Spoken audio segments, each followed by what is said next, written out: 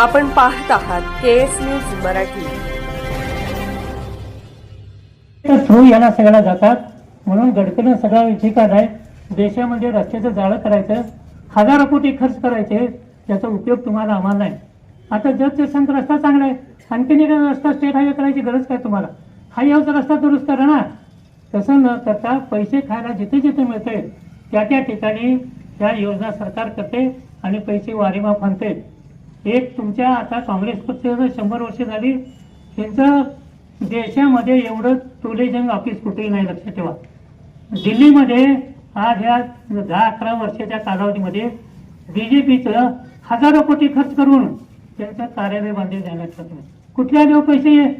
हे पैसे असंच मार्जिन करून हे पैसे मिळतात लोक, आणि नाही ते तुम्हाला खोटं सांगत बसायचं की यांचा उद्योग चालू आहे।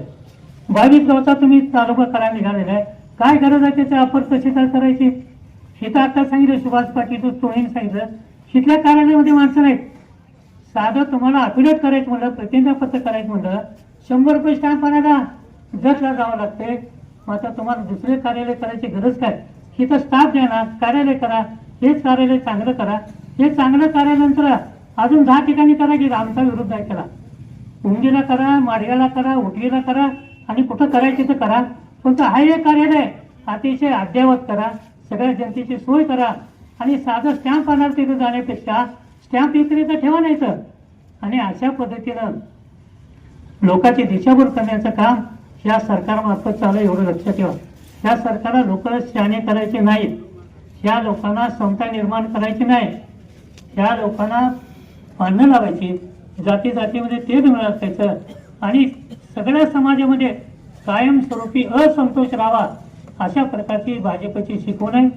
त्यामुळं या लोकांपासून आपण सावध राहिलं पाहिजे। यांचा जो दिशाभूल करणारा जो विकास आहे ना, त्या विकासामध्ये मोठं पण वाढायला आहे।